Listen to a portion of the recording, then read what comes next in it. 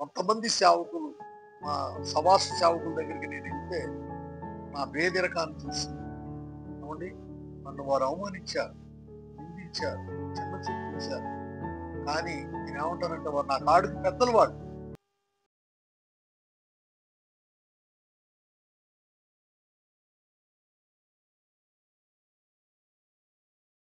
దేవుని నామానికి మహిమ కలుగును గాక.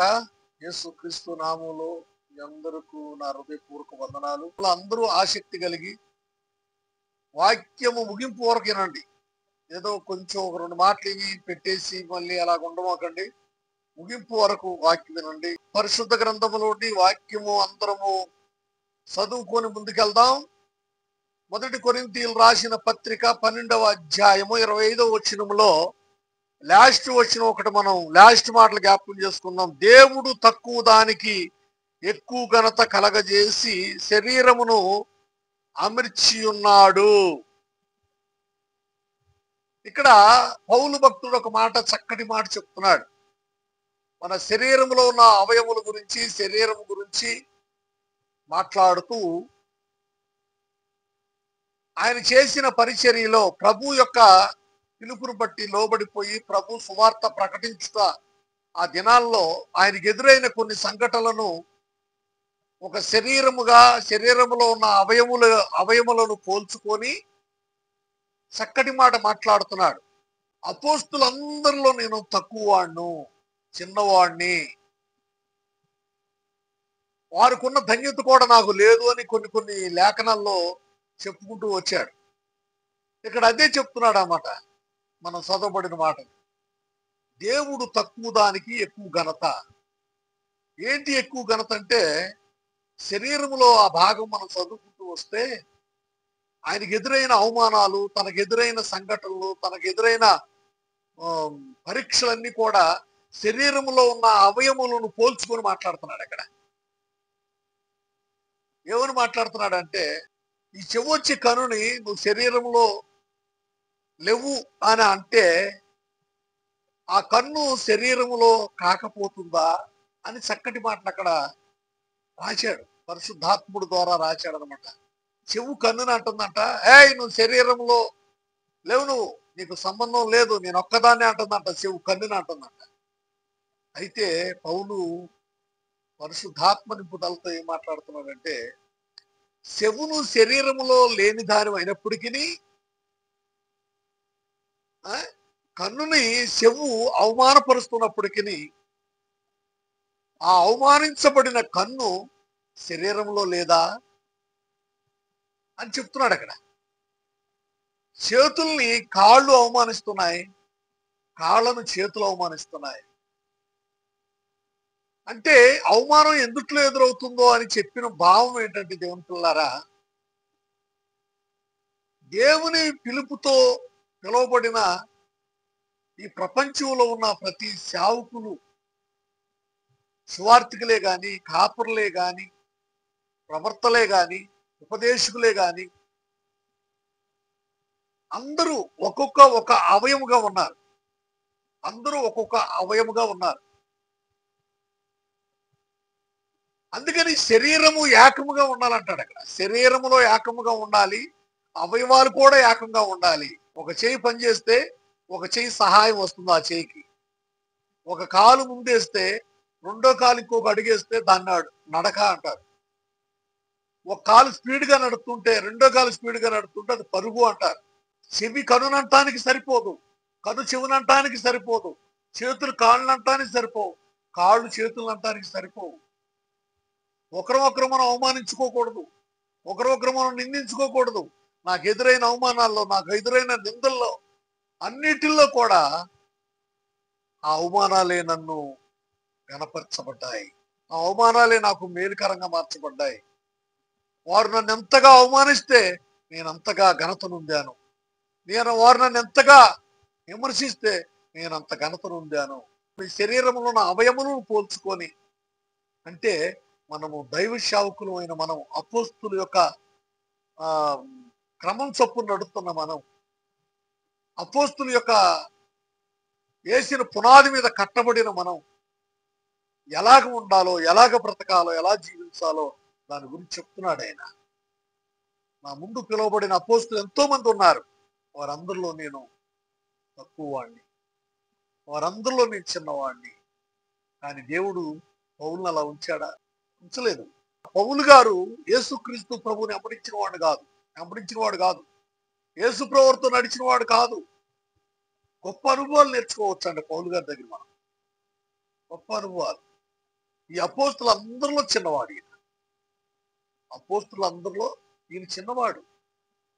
అటువంటి వాడు యేసుప్రభువారితో నడిచినట్టుగానే, యేసుప్రభువారితో సమాసం చేసినట్టుగానే, యేసుప్రభువారు నాతో ఉన్నట్టుగానే, యేసుప్రభువారిని పోలి నేను నడుచుకున్నాను, నన్ను పోలి మీరు నడుచుకోండి అన్నట్టుగానే ప్రజల్లో ఒక గొప్ప ఆనందాన్ని, ఒక ఉత్సాహాన్ని, ఒక మేలుకొలుపుని పౌలు గారు సంఘాల్లో ఒక బలమైన యొక్క అభిషేకాన్ని, దేవుడిచ్చిన అభిషేకాన్ని పంచాడు.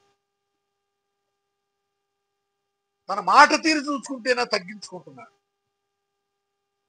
కానీ దేవుని పిల్లారా, యేసుక్రీస్తు ప్రభు పిలువబడిన వారిలో నతనేలు కానుంచి 12 మంది అపోస్తుల్లో పౌలు గారు అంటే ఎంతో గౌరవించారంట వారు. ముందు పిలువబడిన వారైనా, యేసు ప్రభువుని వెంబడించిన వారైనా, ఏదైనప్పటికీ పౌలు గారిని కొంచెం గౌరవించారు.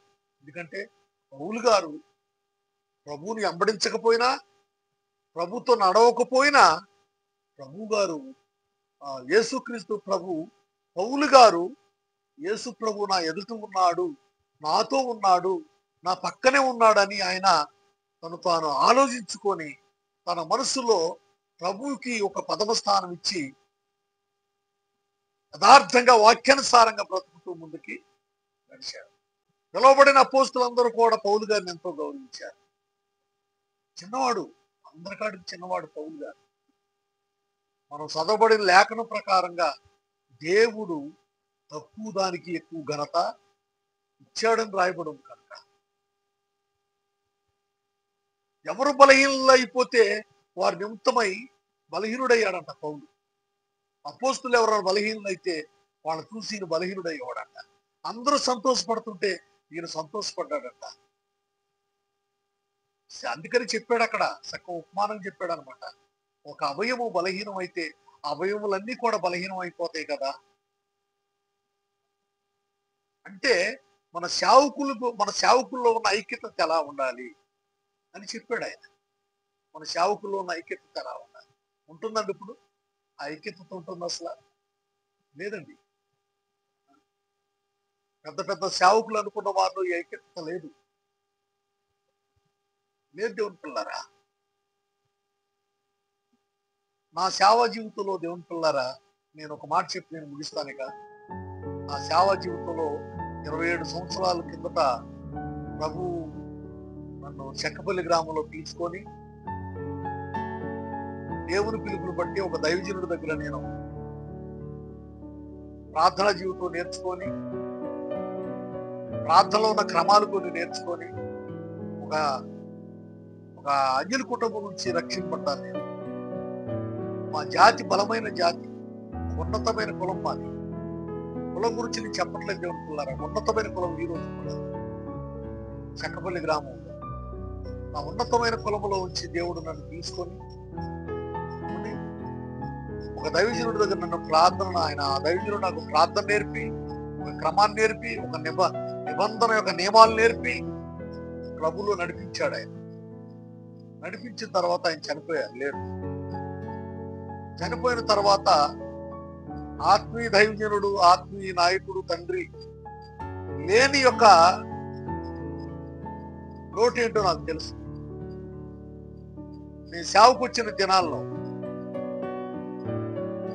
ఏలూరు ప్రాంతంలోకి నేను సేవకు వచ్చి నా భార్యని ఈ ఇంకో బైబిల్ ఉందండి, పెద్ద బైబిల్, ఆ బైబిల్ చేత పట్టుకొని వచ్చి నా భార్యని నేను ఏలూరు వచ్చి 100 రూపాయలు కూడా ఇంటికి అద్దె కట్టుకోలేసి ఉన్నప్పటికీ, తినడానికి తిండి లేనప్పటికీ కొన్ని దినాలు పొట్ట మార్చుకొని జాగారాలు చేసి ఎవరన్నా మా బంధువులు ఇంటికి వస్తే ఇంట్లో ఏమి లేనప్పుడు ఉపవాసం ఉన్నామని వారికి మాట అడ్డాలేసి, ఇంట్లో ఏమి లేదు, నీవు లేవు, కూర లేదు, ఏమీ లేదు, అప్పుడు చాలా రోజులు అయిపోయింది. నా భార్య నాతో మొట్టమార్చుకొని ఇద్దరం కలిసి ప్రార్థన చేసుకుంటున్నాం. అలా బ్రతికిన జనాల్లో మాకు ఎన్నో అవమానాలు ఎదురయ్యాయి. ఆవిడ తరపు బంధువులు వచ్చి మమ్మల్ని, మా పేదరికాన్ని చూసి, మా ఇంటిలో విధానాన్ని చూసి నన్ను అవమానించిన దినాలు ఎన్నో ఉన్నాయి. మీటింగులకు వెళ్తే దేవుని పిల్లారా, మీటింగులకు వెళ్తే వాళ్ళు పంచపరవణాలు పెడుతుంటే నేను తిన్ననేవాడిని. ఎందుకంటే అప్పటికి 5-6 రోజులు అయింది నాకు. ఒక రోజున మీటింగ్ పిలిచారు నన్ను, పప్పాక్ అనే గ్రామం మీటింగ్ పిలిస్తే ఆ మీటింగ్కి వెళ్తే అప్పటికి 6 రోజులు అయిపోయింది. ఆహారం లేక చీడు తాగుతున్నాం, టీ డికాషన్ రాసుకొని తాగి అలా పొట్ట గడుపుకునేవాడు. ఆ మీటింగ్ పిలిచారు, వెళ్ళాను, సాక్ష్యం చెప్పడానికి రమ్మంటే వెళ్ళాను. వెళ్తే వాళ్ళు నాకు చాలా ఆత్మీయులు. వెళ్ళాను, వెళ్తే వాళ్ళు మీటింగ్ అయిన తర్వాత ఊళ్ళు పెట్టారు. నేను తిన్నాను, ఎందుకంటే అప్పటికి ఇంట్లో